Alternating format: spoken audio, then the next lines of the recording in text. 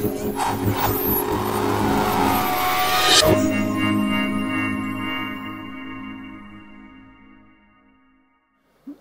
think probably everything I say tonight, I have said in several versions to the students at New College of the Humanities in the last few years when I've given lectures.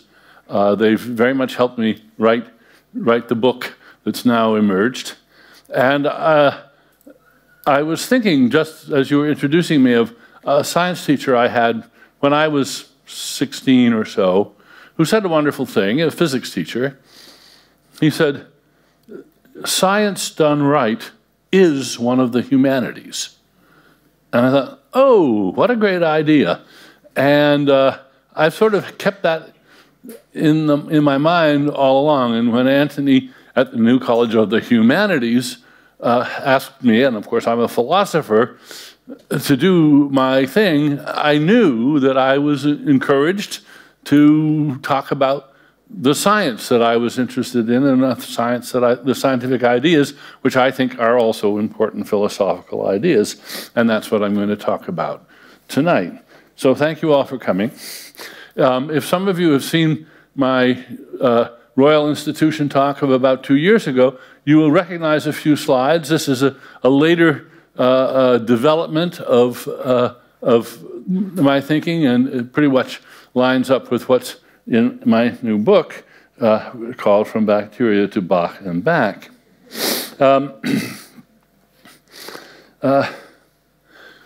Here's a sort of punchline, should be fairly obvious. We are the first intelligent designers in the Tree of Life. Now, this is my favorite diagram of the Tree of Life. And if you see, this is the present all along here. This is the origin of life. So time goes out here. And here are the earliest life forms, the bacteria and the archaea. And here's this great moment, the eukaryotic revolution, which led to this wonderful fanning out of basically all the living things you can see with your naked eye. And that little Y there, well, that's about 6 million years.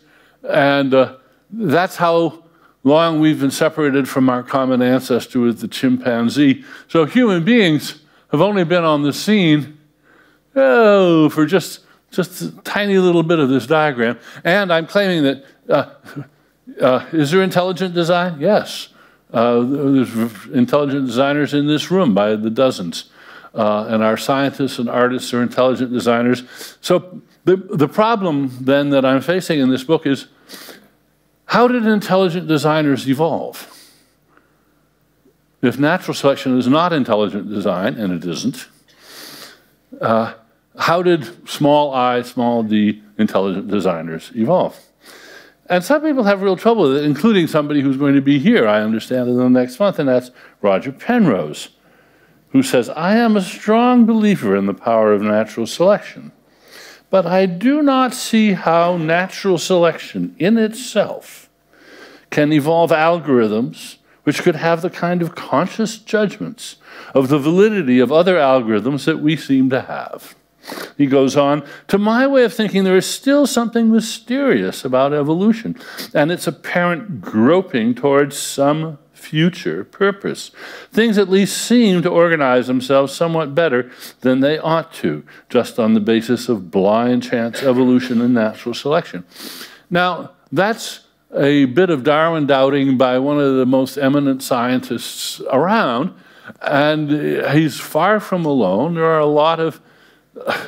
I like the way he puts it, too, because he's a great believer in art and natural selection, but it bothers him. And he's nagging thought that there's got to be something that doesn't quite add up. And I'm going to try to point out what it is and then show you how to get yourself out of that puzzle. And here's the way it could go. How could a slow, mindless process build a thing that could build a thing that a slow, mindless process couldn't build on its own? There does seem to be something faintly miraculous or pulling yourself up by your own bootstraps there. And my book is an attempt to answer that question. Well, of course you know the answer. First you evolve Alan Turing, and then he intelligently designs a computer, and we're home.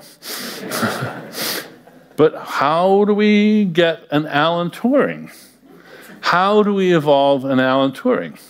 Well, the answer, of course, is natural selection. But this is the main point of my book, in a way, not just natural selection of genes. We have to also talk about cultural evolution and the natural selection of memes. Richard Dawkins' idea of cultural units that replicate differentially, and the ones that replicate best are fitter, survive, and make more, and that human culture is the medium, the source, and ultimately the power that makes somebody like Alan Turing possible. Well, this idea suggests the question in my title. So are brains computers? I say, if brains are computers, then who writes the software? Well, let's pause and look at whether our brains are computers at all. And some people think not.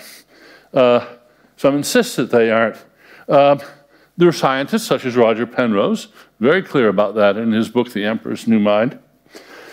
Jerry Edelman, the late Nobel laureate, and I was a little puzzled by Jerry's insistence that brains were not computers while he modeled brains on computers and used his models to demonstrate why a computer couldn't do that sort of thing, which was a problem that Jerry had.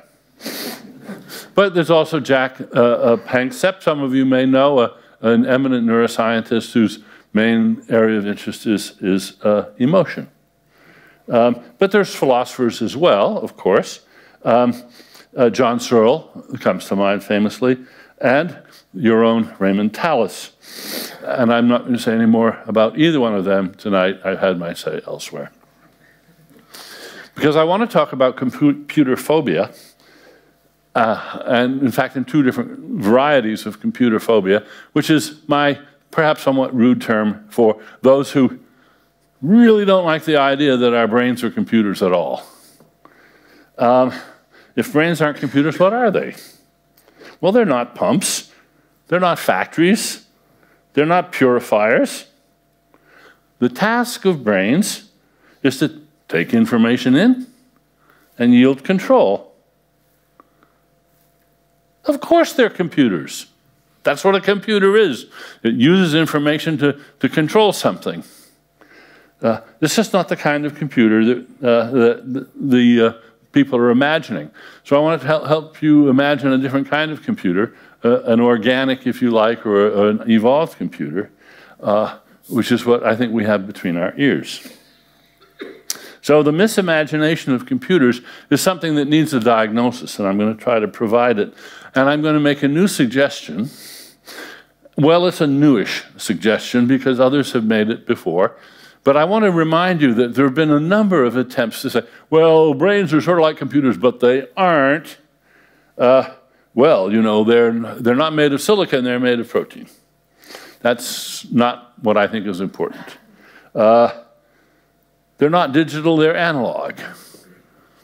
That's largely true, but I don't think that's the important point. They're not serial, they're parallel. True, but that's not what I want to focus on. I want to focus on something else entirely. The difference between cooperative and competitive computers. I mean, computers that are made of cooperative versus competitive parts. So the default image that most of us have of computation, and certainly say that Roger Penrose has, is that it's ultra efficient, there's no waste motion, no cross purposes, and there's redundancy only for safety. It's hierarchically organized, where routines call subroutines, and the subroutines answer. It's all like a well-oiled corporation with chains of command and control all the way up and down. And there's also controlled prioritization. That is, there as it were, built-in traffic cops that decide what happens next. You don't have any fighting over that. And there is competition in the brain, in computers, but it's, as it were, friendly opponent processes. There's sort of tugs of war that are carefully set up in order to resolve some issue in a tug of war sort of way. But it's not, as it were, deadly competition. It's just for the sake of finding a midpoint, usually, something like that. The computer scientist Eric Baum has a nice name for this kind of architecture. He calls it the Politburo architecture, or Politburo control, like the old Soviet Union. I want to compare that with what one of my postdocs once called brain wars. In brain wars, we have real, not notional competition. It's even, in some cases, a matter of life or death. You have microagents with their own agendas, neurons, astrocytes, glial cells, but neurons are the ones I'll concentrate on. Tecumseh Fitch, a friend of mine and colleague, in a paper called Nano-Intentionality in Biology and Philosophy of a few years ago, spells out the idea pretty clearly that individual neurons are agents, and they're semi-autonomous, and they do have agendas. And that's very different from what you have in your digital computer. So I want you to compare Marx to each according to his needs, from each according to his talents.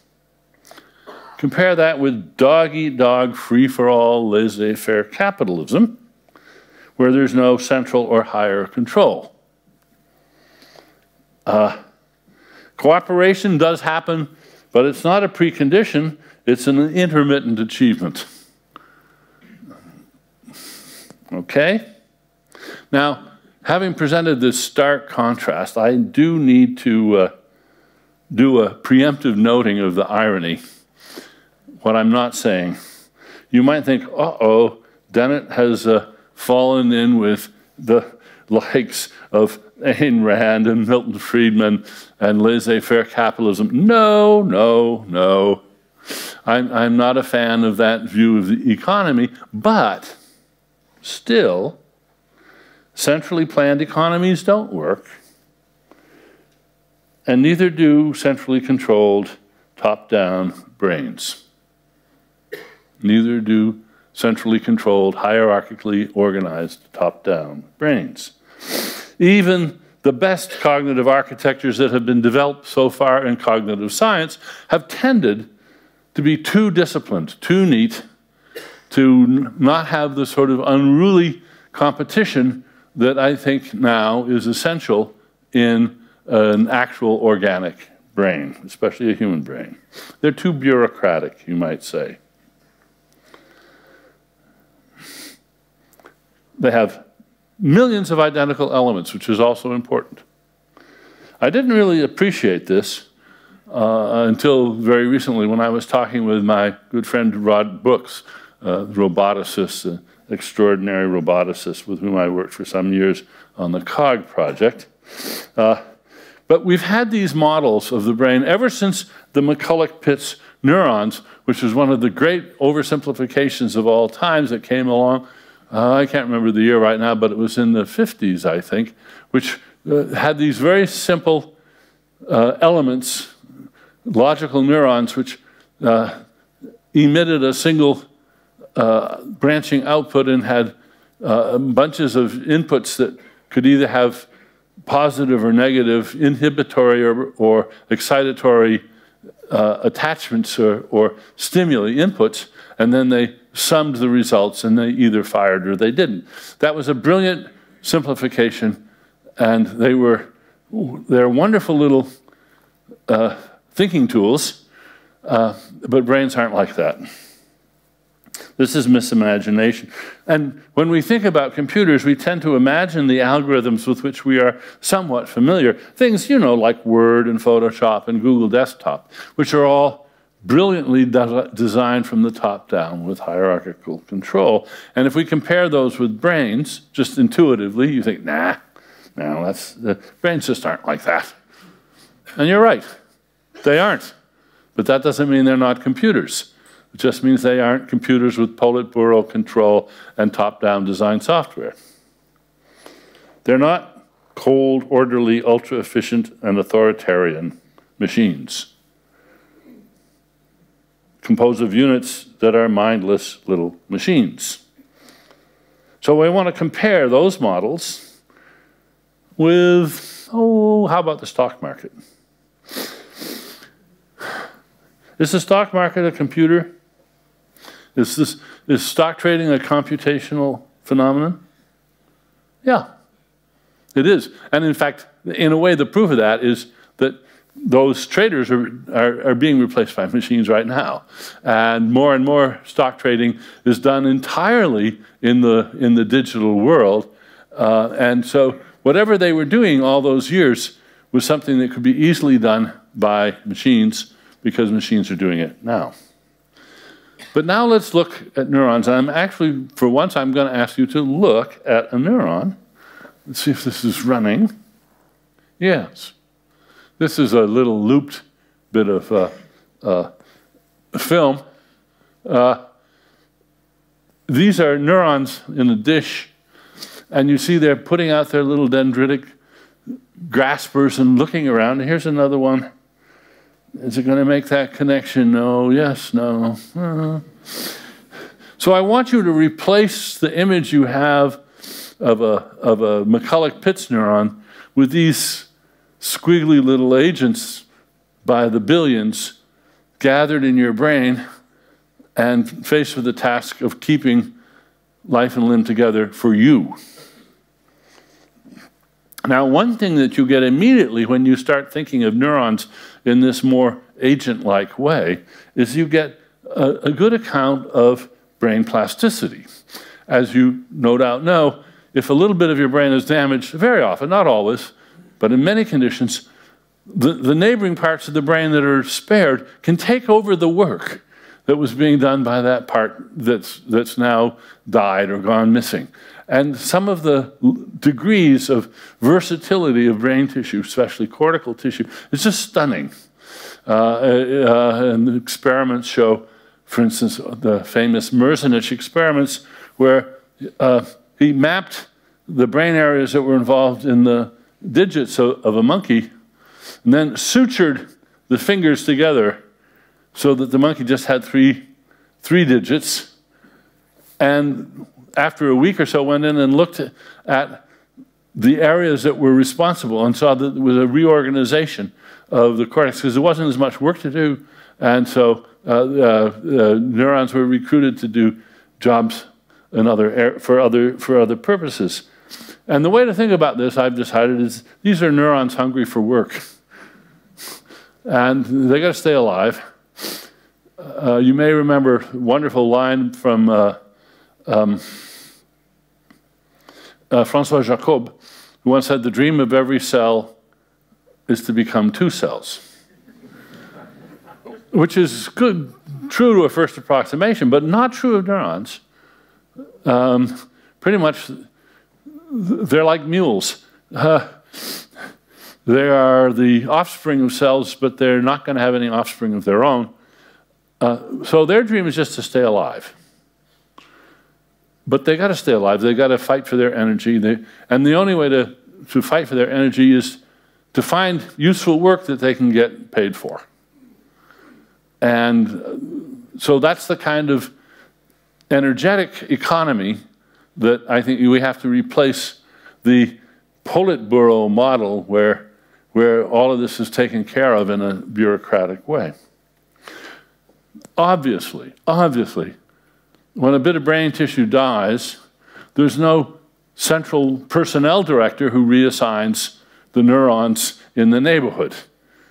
That has to be figured out in some sort of bottom-up way by the neurons, not by some boss neuron or a commissar in some part of the brain. So there's no central administrator doing the reassignment at all. But, moreover, no two neurons are exactly alike. And this is the point that I got from Rod Brooks, which I mentioned earlier. Rod is an unusual man with many talents and many projects. And one of his, I don't know if he's finished it yet. I haven't spoken to him about this for a couple of years, I guess. He was going to make what I'm going to call a steampunk computer, a pre-electronic computer. No chips, not even any vacuum tubes. He was going to make a computer out of relays and solenoids and the sorts of electrical switching that you had before you had the electronic age at all, just to see if he could do it. And of course, you can make a computer out of just about anything if you're clever enough. And so he set out to make an actual computer. He loves to solder and put wires between things and so forth. And he had a big room, not quite as big as this, but this is where he's building the computer. And of course, the computer he was building would have, you know, way, way less than 1% of the power and speed of your cell phone. But it was an energy hog, a giant electrical, not electronic computer. And I was talking with him about the challenges of this. He said, you know, the hardest part of all was getting all the flip-flops exactly alike. Simply making them so exactly similar that you could get reliable computation out of them. The timing has to be precise, and the response has to be precise. And that was a major challenge for him as the builder of this. And he said, we've been taking for granted one of the features of the digital age, which is that the manufacturing processes of chips are just stunningly high quality and regular. You can have a bubble memory with billions of just about exactly identical to the atom little memory units or flip-flops, and without that, the architecture that you build on top of them wouldn't work. And we don't have that between our ears. We just don't. So we have to rethink the idea of computer architecture to make an architecture out of these different, unruly, clueless, little multi-armed, blind cells.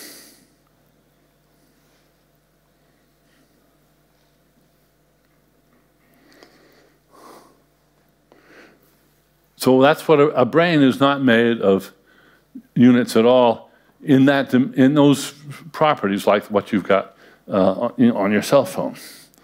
So now I'm going to show an image I've shown often before because it so vividly makes the point I want to make. On the left, you see a termite castle, an Australian termite castle. On the right, you see, of course, Antoni Gaudí's famous church in Barcelona, Sagrada Familia. They look stunningly alike, and that's even no accident. Even the interiors and the structural members have some striking similarities. So here we have two artifacts, both made by living things. The one on the left is made by termites. The one on the right was designed and built by Gaudí. So here's a puzzle. On the left, we have bottom-up design. On the right, we have top-down design. And I mean that just about literally. There's no boss termite. There's no architect termite. There's no blueprints. There's no second in command and echelons of command.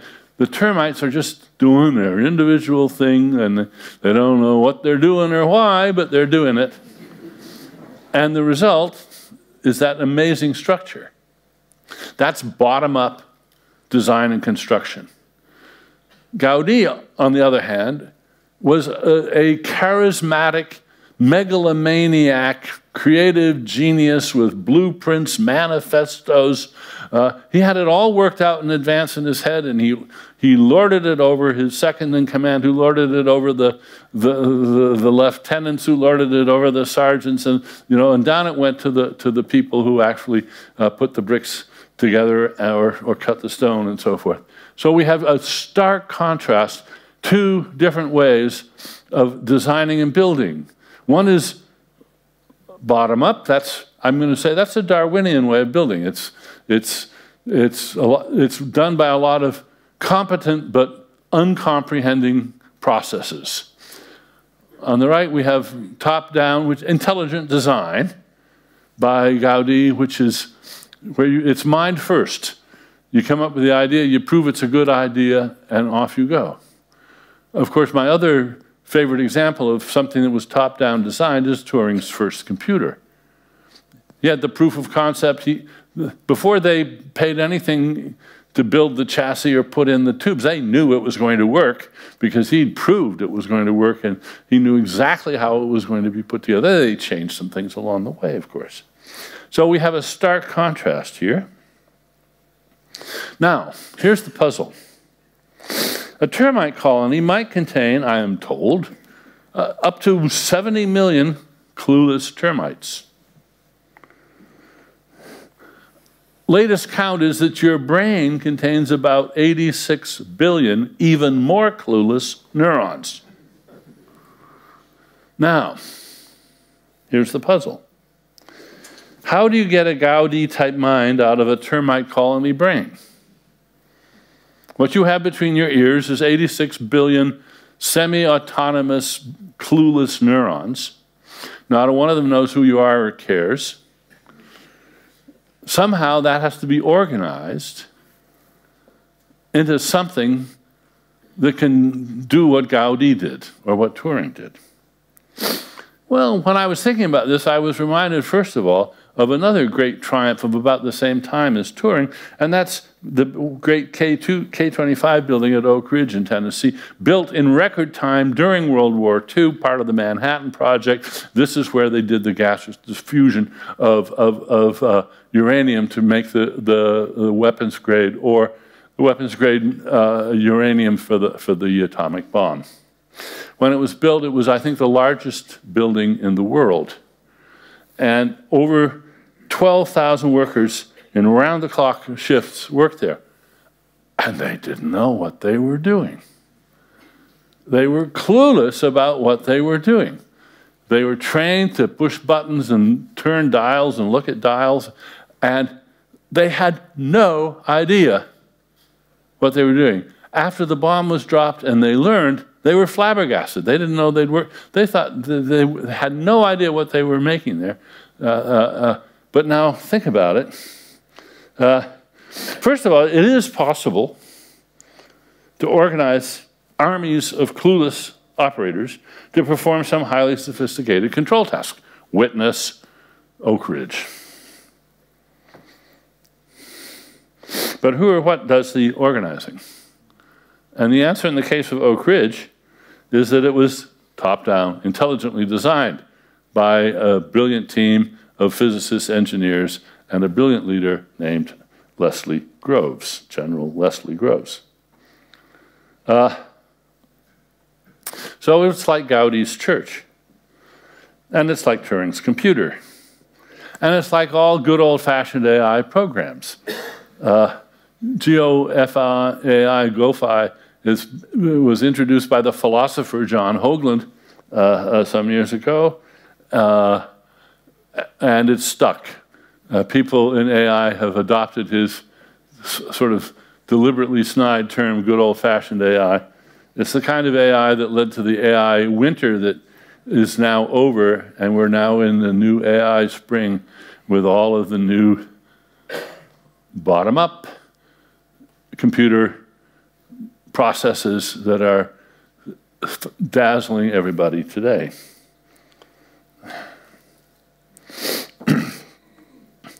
So Good old-fashioned AI was top-down, not bottom-up design. This is a cartoon that I made some years ago, the Walking Encyclopedia. It was supposed to give you an idea of what was involved. This is the sort of phony flow graph, but we have a belief box or belief fixation box in the planning committee and the action and the language acquisition device that Chomsky made famous. And here's the lexicon, here's where the logic is, perceptual analysis, and you've got all these departments interacting, sending memos back and forth. It's very, very bureaucratic and very well organized, very efficient and very brittle, and it doesn't work. And I say it doesn't work because we tried for several decades, very, very smart people, and more or less proved that it didn't work. So when we look at Oak Ridge, we see it was top-down design, and it did work. Well, who knew what at Oak Ridge? I tried to find out, and as near as I can tell, there's still not much publicly available information. It's still clouded in security. But General Leslie Groves knew. And so did his immediate staff and many of those who reported to them, and the head engineers who designed the plant. But probably the architects that designed the building, just the outer shell of the building, had no idea what the building was going to have inside it.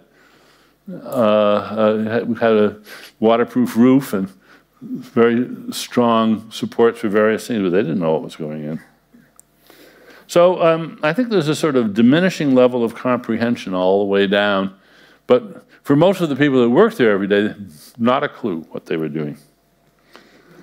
And so we have to face what we might call the I can't see the woods for the trees phenomenon.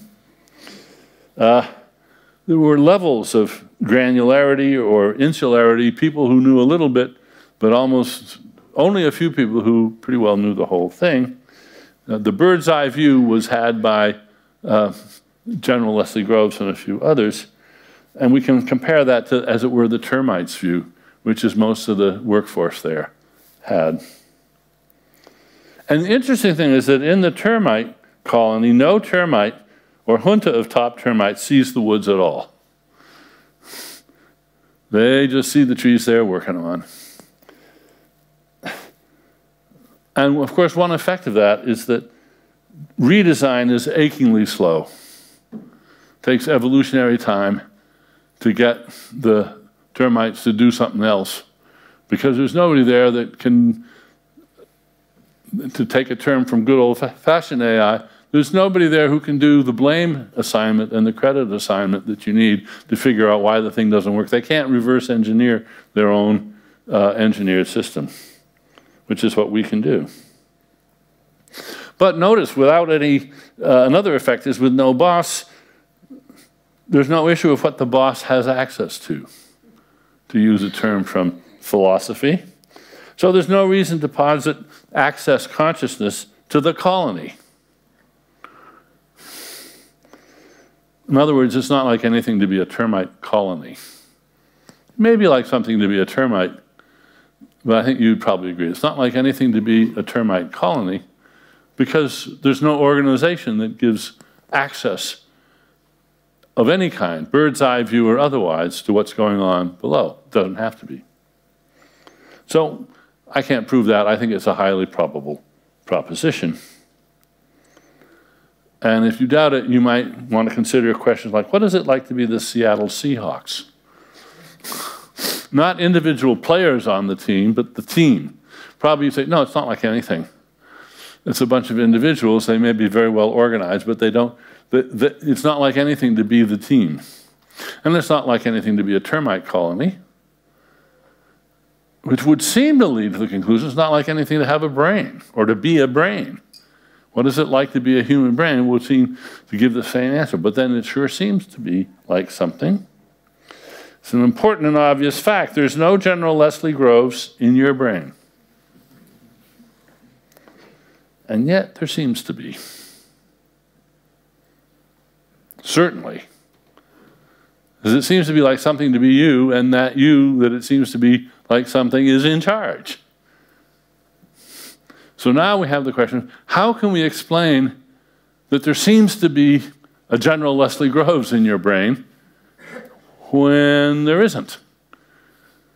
This is the view that is often called, or today often called, illusionism, that the whole idea that consciousness is a sort of useful illusion. And I see by reviews today in the New Statesman, otherwise very, very friendly and positive review, but the reviewer just thinks this idea that consciousness is some kind of illusion is just hopeless. Well, I beg to differ, but that's a long story, and I'm not going to be able to spend a whole lot of time on it. I've given you a hint about what the answer might be. So if we compare the organization of Oak Ridge to the organization of the mind-brain, and we compare it in GoFi, one of the things we see in this diagram, we see you have all these parts. I can't leave it up there while I ask my questions. Does the lad know its job is acquiring a natural language? No. Does the belief box understand its role in informing the other departments? No. Only the AI designers know the functions of the parts. The intelligent designers off on the side. GoFi is a top-down intelligent design. Now, this is not the threadbare criticism that everything these AI systems know is what the creators installed in them. No, that, garbage in, garbage out, nothing in the program that isn't known by the program creators. That's just not true. Even of those systems, it wasn't true. Many of those systems go way beyond their creators and what they know. This is a point that the design of the architecture that supports this knowledge is top-down designed. It's hierarchical and efficient. So actually, that's just the first kind of computer phobia that I wanted to try to alert you to and suggest a runaround. Yes, our brains are computers, but they're more like termite colonies than like your laptop. And that's all right, they can still be computers. Because competitive architectures are still computational architectures. The next source of computer phobia is, but the mind isn't software. And I have to admit that even some of my best friends think I'm nuts on this score. Among them Steve Pinker and Paul Churchland. But they haven't convinced me, and I'm going to defend the idea that in fact our minds are software running on that termite colony brain.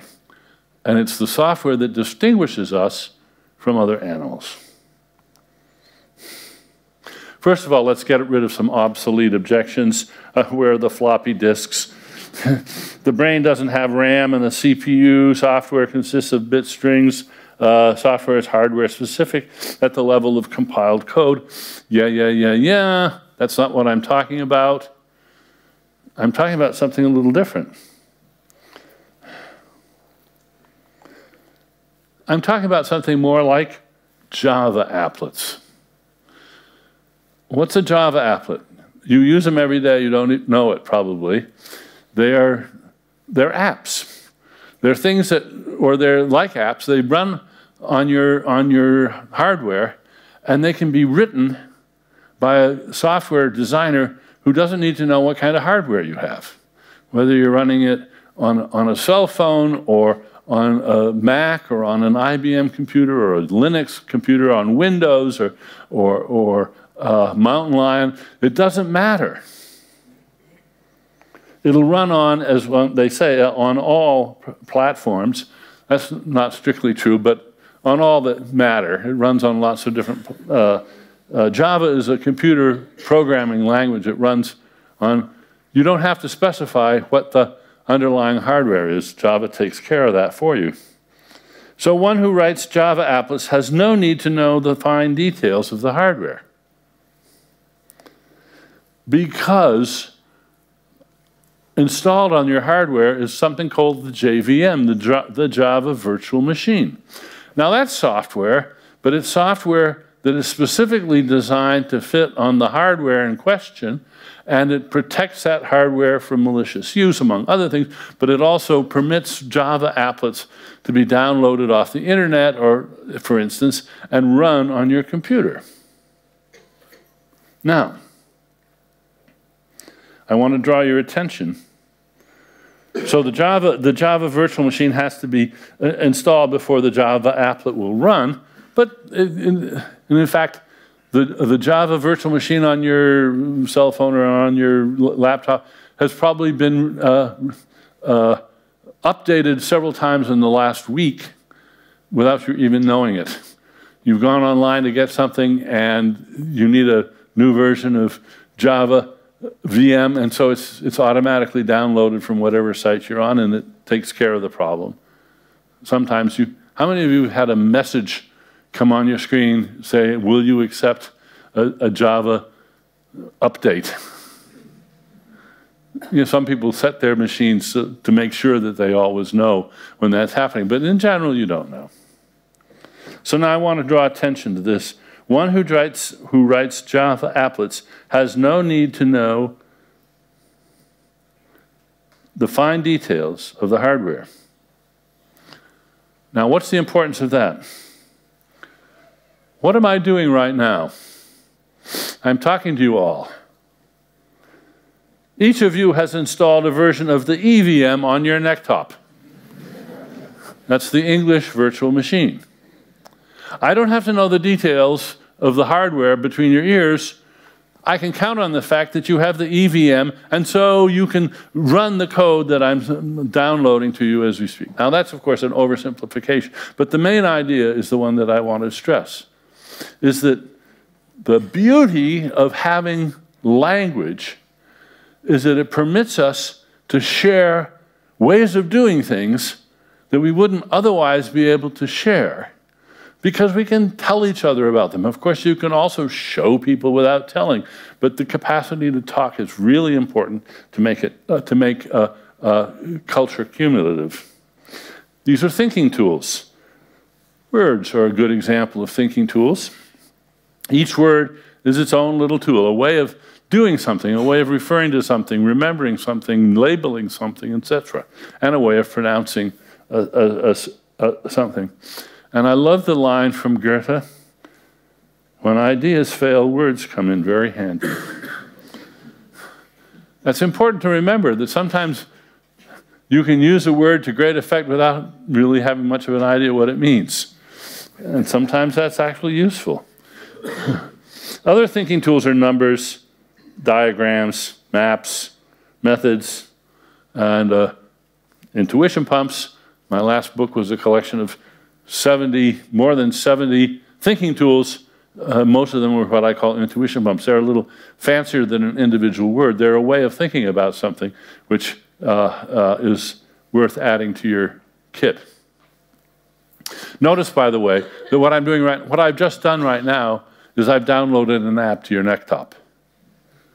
If you didn't have it before, you now have the idea of words and other cultural items being like apps that are downloaded to your necktops, where they can give you new competences that you didn't have before in exactly the way your cell phone or your laptop can pick up new competences by downloading software. I think it's actually a very significant and deep parallel. There's lots of reasons, there's lots of disanalogies worth enumerating and considering, but I think it's, at any rate, I've given you the app, you're stuck with it. And it's what makes possible what I've called the MacCready Explosion. You remember the eukaryotic revolution led pretty soon to what's known as the Cambrian explosion, which was an incredible diversity of life that grew out of the rise of the eukaryotic cell, which itself arose when two prokaryotic cells bumped into each other and decided neither one ate the other or disassembled the other. In fact, they joined forces and became a more powerful thing. That was the first great technology transfer in the history of evolution. The second was much more recent. It was when our brains began to be invaded by memes. Another great technology transfer. You didn't have to invent the wheel yourself. You got that for free. It was in the culture. You didn't have to invent calculus or cost-benefit analysis or French or English. You didn't have to invent any of those. The software was already available and almost free. All you have to do is download it to your desktop.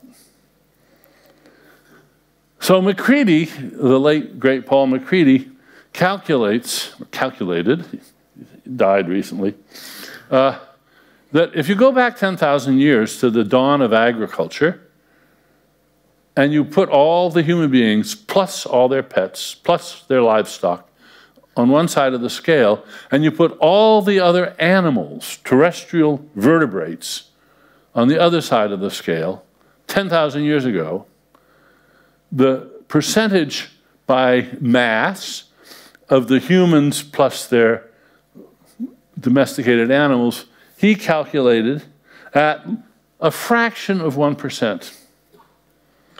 So what is it today? Some of you have heard me talk about this. Anybody hazard a guess? Is it 10%, 20%, 60%, 80%? 98%. We have swamped the planet with our cattle and our other domesticated animals and ourselves. This is one of the most vivid and fast biological phenomena that's ever occurred in the history of life on the planet. And it's taken only 10,000 years, which is just an eye blink of time. This is what MacCready says about this. Over billions of years on a unique sphere, chance has painted a thin covering of life, complex, improbable, wonderful, and fragile. Suddenly, we humans have grown in population, technology, and intelligence to a position of terrible power. We now wield the paintbrush.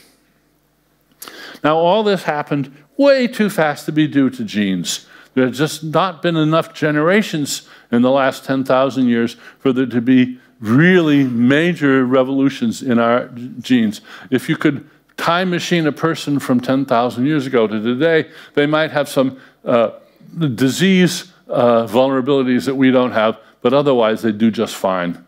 You know, give them a shave and a haircut and dress them up and they'd pass for one of us. But I'll give you another example, which some of you may know about, some of you may not, the Flynn effect. The Flynn effect is perfectly real, and IQ is up just in the last century. Today's tests, the average in 1932 would be 80. That is to say, IQ is always scaled, so 100 is average. If you're above 100, you're above average. If you're below 100, you're below average. But if you give the very same tests that people, where the average was 100 just in 1932, you give the very same test to people today, and that would, the people who scored 100 then would score 80 now. This is a robust, clear effect. We're getting smarter. And it's not due to genes. It cannot be due to genes. There hasn't been anywhere near enough time.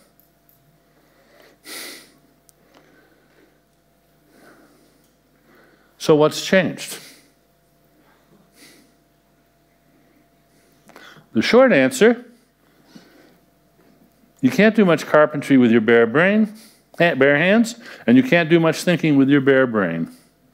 That was something that my friend Bo Dalbum said a few years ago. I thought, boy, that nails it. You can't do much carpentry with your bare hands. You can't do much thinking with your bare brain. A termite colony is a bare brain. Gaudí had a well-equipped brain full of thinking tools.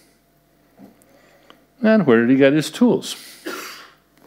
Well, here's the wrong answer, coming from Freeman Dyson. Technology is a gift of God. After the gift of life, it is perhaps the greatest of God's gifts. It is the mother of civilizations, of arts, and of sciences. Everything but the first sentence I heartily endorse. But come on, Freeman, technology is not a gift of God. So the long answer is that cultural evolution designed thinking tools that impose novel structures on our brains. These are evolved virtual machines. Virtual machines are machines made out of information, ways of doing things on your neck top. And this leads to a chicken and egg puzzle. Did evolved mind tools make us smarter? Or did we evolve to become smart enough to make mind tools? And as usual with chicken egg problems, the answer is yes.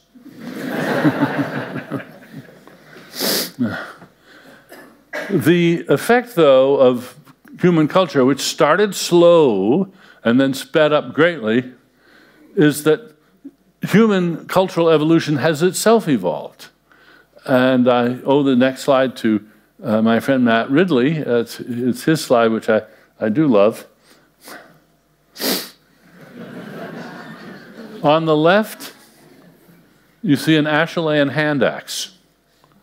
Our ancestors made these without any apparent change in design for 1,000,000 years. On the right is a mouse. It was designed by Douglas Engelbart, and it's on the verge of extinction after only a few decades in use. That's a nice measure of the speed of cultural evolution. So, if we think of our minds as software, if we think of words as virtual machines, well, why not? Well, what is a word made of? Sound? Ink? No. Words are more abstract than that. My colleague Ray Jackendoff, in his wonderful book, Foundations of Language, says that words are semi-autonomous informational structures. Sounds like software to me. With multiple roles to play in cognition. That's what a word is. And just the way you can copy software and move it around to other platforms, so you can do the same with words. Think of the diversity of words. Tens of thousands of words in many different languages. Where did they all come from? In thousands of languages. Could they have a common ancestor? Yeah, they could. In fact, there's interesting attempts to trace back to find the common ancestors of even the most diverse languages on the planet.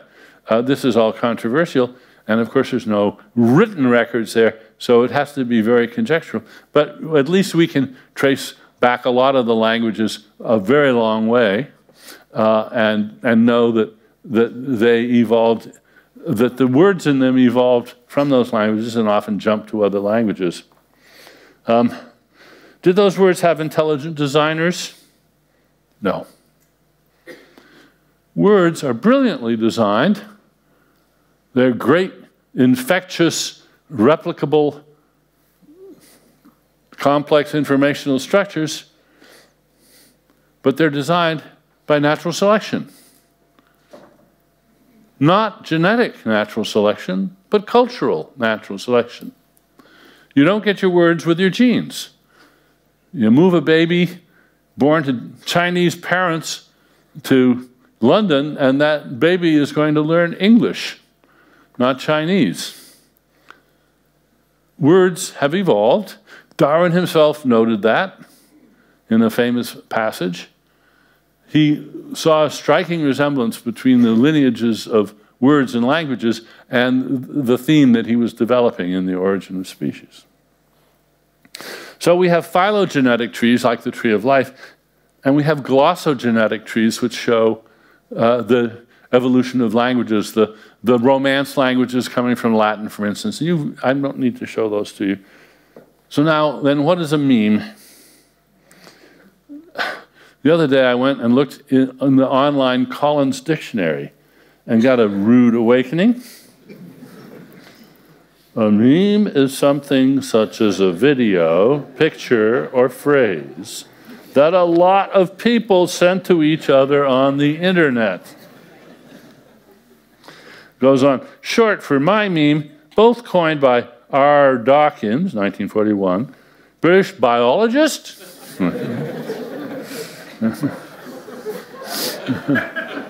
Not the best source of information. But indeed, the word was coined by Richard Dawkins, the author of The Selfish Gene, in his book in 1976. And one thing that's clear is that the meme has gone viral. Just a few days ago, on the television show Jeopardy! In America, quiz show, the very same quiz show in which IBM's Watson beat the human best contestants of all times handily. On Jeopardy! The term was used without mention of Dawkins and without definition for the contestants. So they had a whole board of questions about different kinds of memes. I'm not going to give you a chance to look at all those categories, but just, and nobody said boo about the fact that here the categories were all memes. Is this what Dawkins meant when he coined the term in 1976? No, not at all. But I want to compare it to another scientific term, the Big Bang. I went online to check the Big Bang, which of course was coined by Fred Hoyle a few years earlier, astronomer. And what I found was that the first few pages of Google on Big Bang Theory were about the television sitcom. I had to go to third page before I got anything about Fred Hoyle and the origins of the universe. So the Big Bang still means what Hoyle meant. The question is, does meme still mean what Dawkins meant when he coined the term? Well, let's look at Dawkins' version very quickly. He says, I think that a new kind of replicator has recently emerged on this very planet. It is staring us in the face. It is still in its infancy, still drifting clumsily in its primeval soup, but already it's achieving evolutionary change at a rate which leaves the old gene panting far behind. The raw soup is the soup of human culture. Well, now, what do internet memes have to do with evolution by natural selection? So has Dawkins' term been hijacked? Has this meaning of meme gone extinct? Many, especially those in the humanities who hate the idea of memes, fervently hope so, I think. And they would think this was a suitably, fittingly unrespectable demise of an abhorrent idea. Well, really? What's so bad about it? What's not to like in the idea of a meme? To see why so many are opposed to it, we must look at the key features of Dawkins' concept of memes. Memes are replicators like genes. Culture evolves by a process of blind, purposeless, foresightless natural selection, not by intelligent design. And differential replication or reproduction is the key, not human genius. That's what people don't like. They don't like the idea that human culture is not to be due to the authorship of human geniuses over the age. That's one of the things they don't like about it. Well, you see, internet memes have authors. They are intelligently designed, some of them, by self-styled meme-smiths. There are even competitions to see who can design the most viral meme. This is intelligent design run riot on the internet. Are these not such profound differences from Dawkins' memes that they must count as a different type or species altogether? No. And the key is in the word species. Let me explain. Are dinosaurs extinct? How many say so? No, they're not extinct in one sense. Birds are direct descendants of dinosaurs. There's probably a few hundred dinosaur descendants within 100 yards of where we're sitting right now. They're not much like the originals, but they are direct descendants of the dinosaurs. That's a well-established biological fact. And it was a gradual process, which of course is very important. Very gradual change we can believe in. Well, now the question is culture different? Did culture evolve by Darwinian processes, or did it arrive by some sort of Big Bang, the way Freeman Dyson suggested? And we want to put in yet another gradualism. Cultural evolution happened gradually. The first memes were adopted unwittingly by hominids that didn't know what they were doing or why. They were more like termites in this regard. Reflectiveness about memes came much later, and what's happened is the de-Darwinization of cultural evolution. It started very Darwinian, very much like termite design, and it's become ever more intelligent as human culture has provided ever greater bounties of tools for the intelligent designers to put in their heads and then use to think of intelligent designs. So memes. Dawkins' list included tunes, ideas, catchphrases, clothes fashions, ways of making pots or of building arches. So memes are ways of doing things. The difference between memes and instincts is simple. Instincts are ways that are passed through the germline, through the genes. Memes are ways that are passed otherwise, perceptually, socially.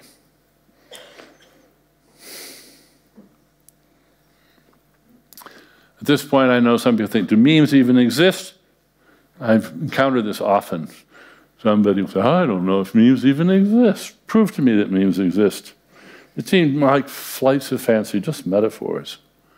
Well, now, I want to consider, how many of you would accept this statement? Hands up those who agree. I don't see any hands going up. Well, what are words? Words are a kind of, dogs are a kind of mammal or a kind of pet. Words are a kind of what? A sound, sign, symbol. What they are is a kind of meme. What kind? The kind that can be pronounced. That's what distinguishes them from all other memes. So they're items of culture that spread by being reproduced, differentially reproduced, sometimes with changes or mutations. They form lineages, differential replication, and extinction. Memes evolve just as animals and plants and viruses do. Viruses aren't alive, but they sure do evolve by natural selection. So you don't have to be alive to evolve by natural selection. It's a pretty good thing because words aren't alive, but they evolve by natural selection. Memes are not alive. They're subject to natural selection. I have a phrase for what viruses are. They're nucleic acid with attitude. That means something about their shape gives them the power, the competence to provoke their own replication when they get inside a cell. Memes are virtual machines, software with attitude. They provoke their own replication in various ways for various reasons. They compete for transmission and also for local influence. What are memes made of? They're made of information. I'm going to speed up a little bit. I want to get to a punchline. People think genes are made of DNA. No, no, no. Genes are the information that are carried by DNA codes. Poems aren't made of ink, right?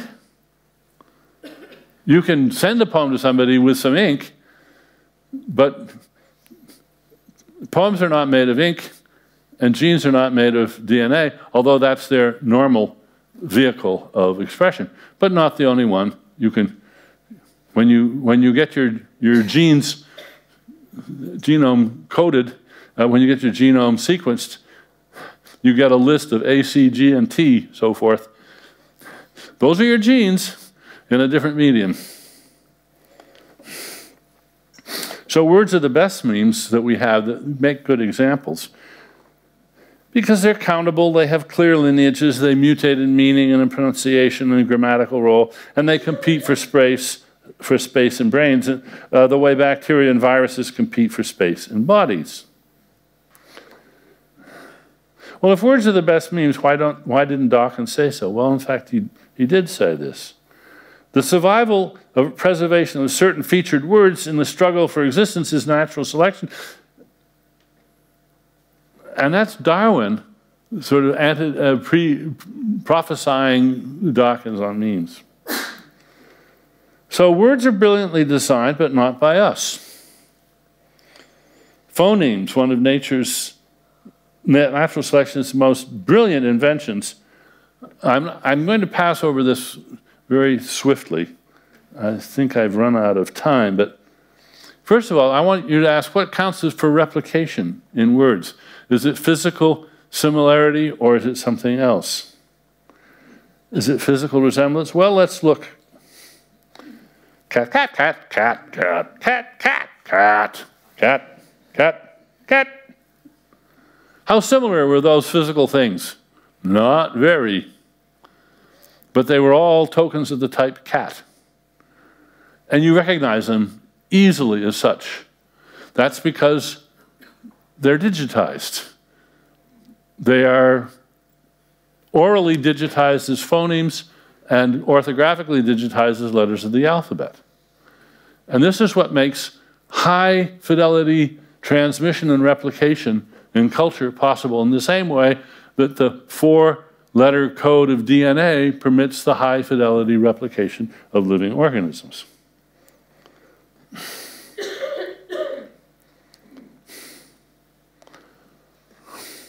So if words are virtual machines, who designed them? Evolution, cultural evolution. And how are they installed? They're installed by repetition. And I'm going to go over that quickly, go in more detail in my book.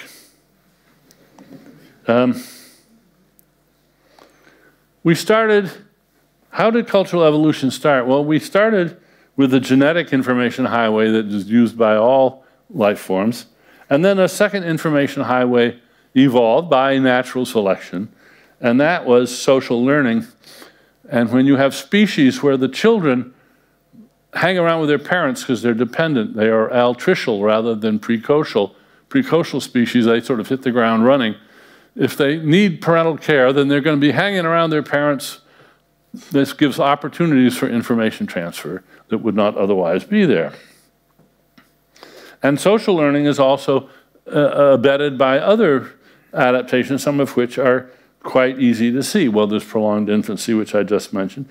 And then there's imprinting on parents, which is also seen in geese and ducks and birds, as Tinbergen famously and Lorentz famously showed. But now I want to show you our nearest living relative. And I want to compare her to her. What's the most striking difference? The sclera, the whites of the eyes. Why do we have the whites of our eyes when our nearest neighbors and the orangutans don't? Because it enhances the capacity for gaze monitoring, for seeing where mom's looking, which enhances the capacity for shared attention, which is by general agreement now among people working on learning and cultural evolution, is a key feature of transmission of information from parents to children. But once you've got parent-children information passing, then that's a highway that can be parasitized, just the way the internet, which was designed for transmitting classified information about military projects, has been parasitized by internet memes, pornography, all the rest of the things that we use the internet for. So a second information highway, once it's in place, it can be invaded in what Boyd and Richardson, two of the leading theorists, call oblique transmission. And they call these things that are obliquely transmitted rogue cultural variants. Another word for rogue cultural variants is memes. They choose not to use the word meme for various reasons, but that's what they are.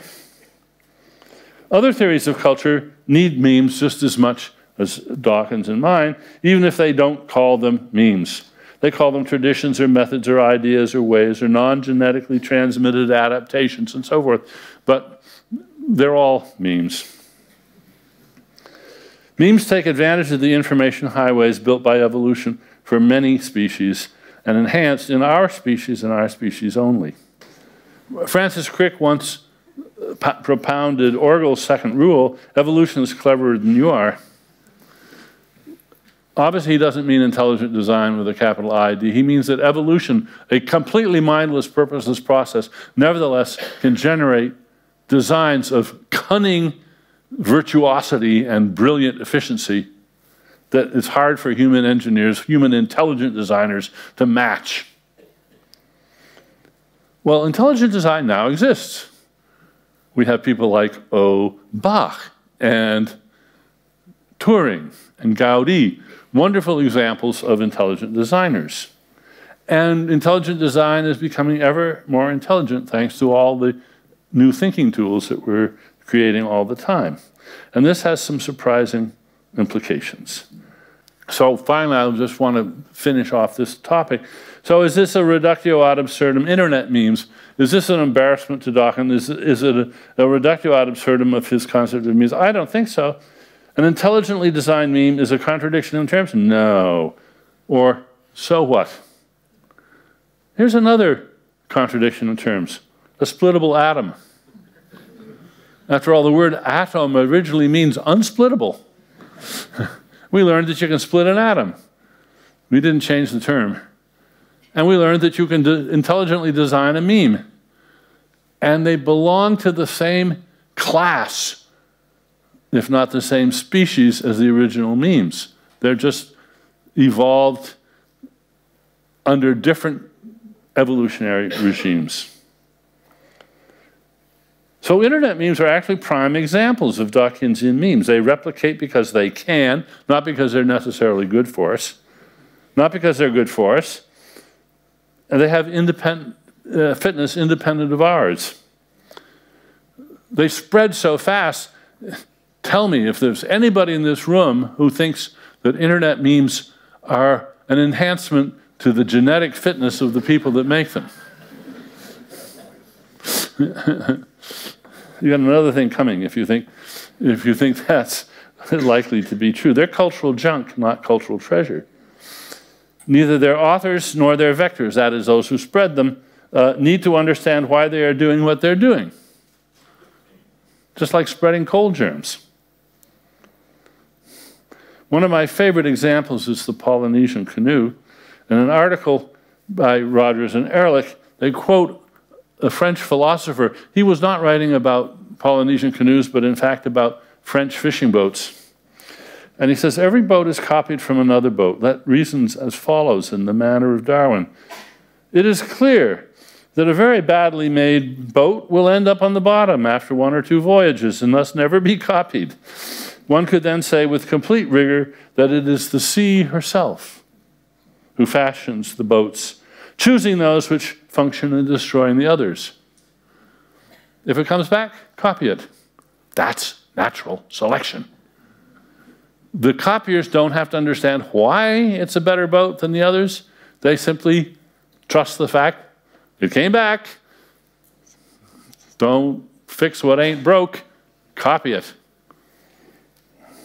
So when we usually think of culture, we think about the grand, highest levels of culture where we have the high culture, opera and great art and museums and so forth, which we spend good money to maintain and preserve, and we very carefully bequeath it to the next generation and so forth. But in addition to all that great stuff, and that includes all the science too, of course, there's all the junk. And it's just as much a part of human culture as the high culture is, and we want to have a perspective which treats all of the culture in the same diagram, in the same picture, and that's what we can do. Memes have their own fitness. And the meme's eye view provides a general perspective on cultural evolution, not just on the treasures, but not just the things noticed or valued, not just the actual inventions. We comprehend less than we think, and that's one of the features that I develop in the book. we don't need to comprehend many of the things in culture that we benefit from. In the same way that a butterfly with eye spots on its wings doesn't need to understand that this is really good at scaring away the birds.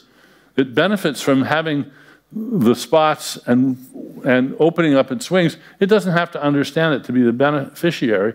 And similarly, we don't have to understand many of our cultural traditions that we endorse, spread, keep. They may be very good for us, but we don't have to understand it. So we're living in the age of intelligent design. It has become ever more top-down, and we even have things like GM food and people like Craig Venter. But now we're entering the age of post-intelligent design. In many fields, intelligent designers are exploiting the truth of Orwell's second rule. Evolution's cleverer than you are. We have genetic algorithms and deep learning and evolutionary architecture and nanotechnology of various sorts. And all of these are Darwin-esque, evolution-like, bottom-up, mindless, competent processes that sift through enormous amounts of data and come up with new ideas. So now let's recall my earlier question. How could a slow, mindless process build a thing that could build a thing that a slow, mindless process couldn't build on its own? We've come full circle. Thank you very much for your attention.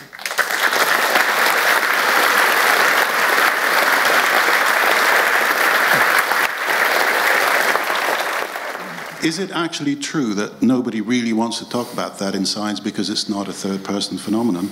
Or am I missing something? Why is there never talk about the most important thing in human biology and brain science?